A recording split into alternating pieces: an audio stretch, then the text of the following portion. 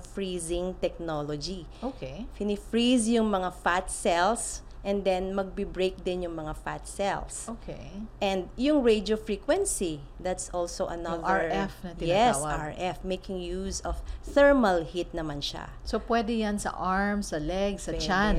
Yes. Specific areas. Yung concern lagi, yung love handles, saddle bags. May ano ba yan? May side effect ba ito or meron bang kailangan bantayan ang isang client who may want to undergo this one? May risk ba rin ito? Ang mga non-surgical technique naman, syempre less risk compared to the surgical.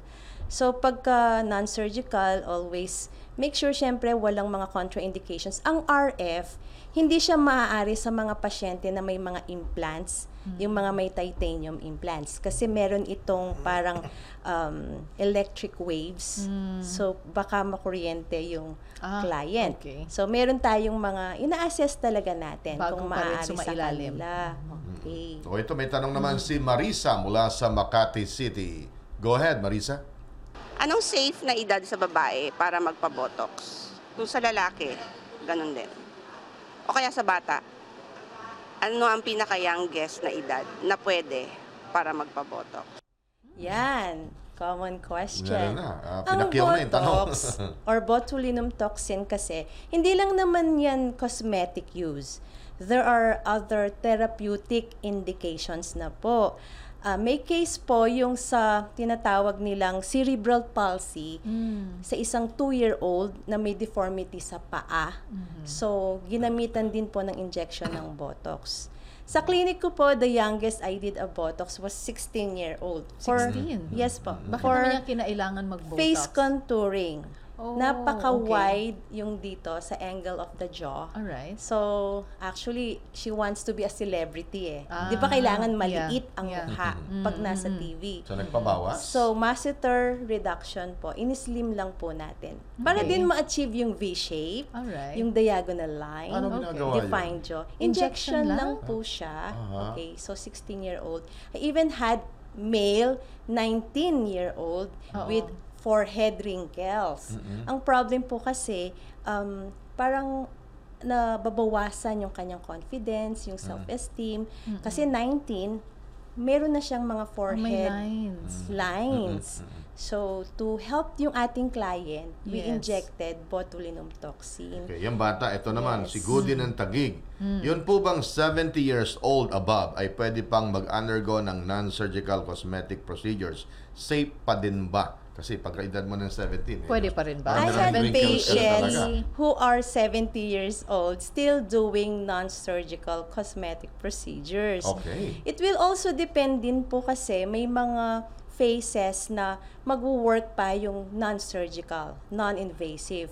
Pag kailangan na po ng surgery, kasi may iba, they come to us, sobrang lawlaw na. Or may Okay. mga turkey neck na. Yun na, hindi na pala kaya Platysmal yung glands. injection. Pagka ganon, we do combination na po. Kasi Okay. kung sobrang lax na yung skin, Oo. we might need surgical To remove it. facelift. Pero I have 70-ish na okay pa yung laxity ng skin. We do non-surgical, we do dermal fillers, threading, Okay. Botox, yan. And even yung mga machines pa rin, RF facelift, yung ultherapy, yan. Meron pa. Combination. Akala ko isasagot nyo, hindi po ako magician, ma'am.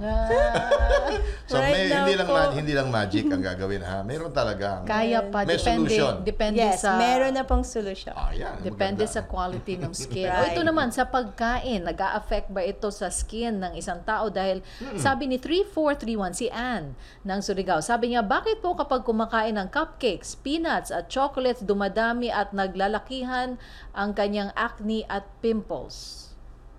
Is Yan it true? po, yung Oo category na. ng mga high glycemic index diet.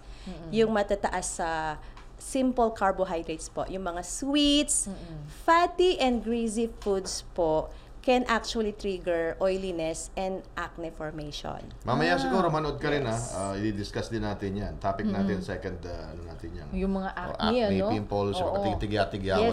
Yes. Pero, Okay. okay, yung ba meron bang non-surgical na ano naman? Ang oiliness or even yung acne or rosacea, pati Botox po ina-apply na ngayon. According to dun sa recent convention namin, International Dermatologic League, even oiliness or rosacea or acne, we can make use of mga ano na rin po, non-surgical cosmetic procedures. Yung mga inflamed pimple or active acne, we inject with steroids. I see. Intralesional injection. How about mga freckles? Tanong ni 0867. Ano po ang pagpalitan ng freckles or pangpatanggal ng freckles? Yan. If we want to achieve an outcome na talagang mawawala ang freckles, we have to do combination therapy. Number 1 ko po kasing nire-recommend sa mga freckles now, yung pigment laser po. We already have yung mga type of laser devices, specific yung Nd:YAG laser for pigments like freckles. Then, we also advise Laser. mga IPL depigmentation. We also recommend mga chemical peels. So, combination therapy po. Okay, nag-text naman si Pinky Santos. Gusto kong magpatanggal ng birthmark. Laser ba ang solusyon dito? Yan, ang mga birthmarks, deep ang mga ano niyan mga pigments, deep ang kanilang target. So, it's much better po kung lasers ang Laser ating na siya. gagamitin. Oh. Ito naman, I'm 53 years old. Paano daw tanggalin yung eye bags? Ang pinakamabilis daw ng pagtanggal ng eye bags. Or have to visit derma pa ba? Low budget lang ako. Yan po. Pumapasok na rin po ang non-surgical technique for eye bag treatment. What I do sa clinic ko po, I inject already botulinum toxin at a minimal amount to minimize po yung pagka-puffy nung eye area. So, isang technique na rin po yung pag-inject ng botulinum toxin. Then, we recommend some eye serums to reduce yung puffiness. To Yung- tighten skin, to firm the skin. Kasi napaka-loose ng skin around the eye. And then, may mga fatty substances na nag-accumulate. Siyempre, sa surgical, ito yung blepharoplasty. They remove the fat pads. Although may yung incision, may cut, may suture. So, meron na ring non-surgical technique. Na, Yung Pagtanggal. in-slice na cucumber na pinalamig sa ref, nilalagay Yes, dito these sa eyes are nila. home remedies Okay lang ba to yun? relieve the eyes. Okay lang po siya. Pero May soothing effect, may moisturizing effect. So, those Pero are does fine. it really reduce the eye bags? Well, kung ito lang, it doesn't really Wala correct nang yung paggrabe. eye. Pamparelax lang talaga ng eye. Pang-relax lang po talaga. Okay, text naman ni Rita Gallego. Kada kailan lang dapat magpa-facial? Okay lang ba every week magpa-facial? Facial treatments will have to really, yung frequency or gaano kadalas, it will depend on the individual condition ng skin niya.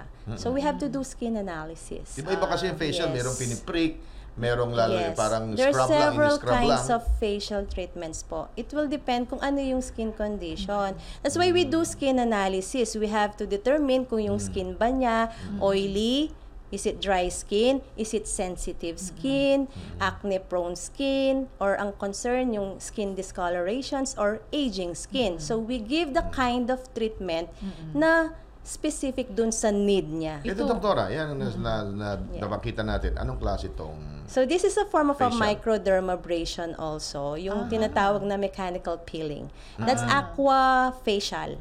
Aqua facial? Ano Aqua to? Parang peel. instead sinas- of yung piniprick, yun Sinasak? Parang Meron Out? siyang vacuuming effect. It Okay. will extract yung mga blackheads, whiteheads So parang via hindi na- vacuuming. Hindi na yung, Yung pricking. pricking. Yes. Instead. So wala nang pricking. Uso pa rin ba yung pricking? Or There's still- ito na yung Yes. parang ito na yung kumbaga ang protocol ngayon? We still have indications talaga for acne extraction or pricking. Ah. Okay? Pero mas mainam talaga isang skin physician Who ang can determine. mag-assess. Yes. Hindi pwedeng Kasi sino-sino it's lang. also not safe if you do yung aggressive na extraction ng pimple na worsen, it will cause further inflammation. Okay. Kahit sa Sa blackheads, mga no? Yes. O ito naman, may nagtatanong dito si 5806. Ang kanyang question ay, okay lang po ba yung injectable gluta? Safe ba? Or meron ba siyang side effect? So, studies are being done sa glutathione. So, injectable glutathione.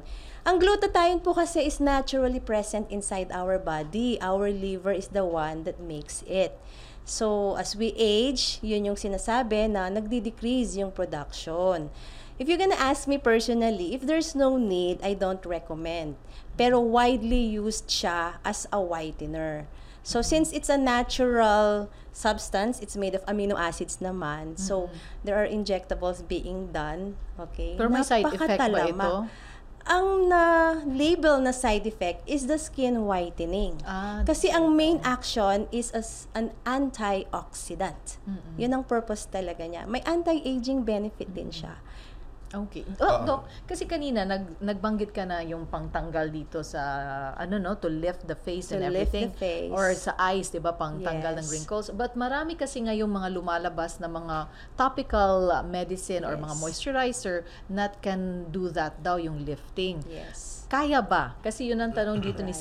7455. May binanggit pa nga siya ng name. Nakakatulong po ba? Ito yung mga topical creams, ageless creams, example. So, meron silang component kasi, may mga tinatawag namin na peptides na nagta-tighten ng skin, nagfi-firm ng skin. Meron silang component like collagen, yan, vitamin E, na tumutulong din sa pag-tighten and pag-firm ng skin. Pero kung gusto mo talagang matanggal ang wrinkles, Botox talaga ang primary treatment. But you can still use yung mga anti-aging creams kasi nakakatulong din naman sila sa nutrition ng ating skin. O ito, nag-post naman sa Facebook account natin si Queenie Pineda. Gumagamit ba ng anesthesia kung magpapa non-surgical nose lift? Ay, meron pala Meron ba? non-surgical. Meron ba? nose We have a so-called non-surgical rhinoplasty. The anesthesia that we use, yung topical lidocaine cream. Pinapahid po Hindi ng na cream.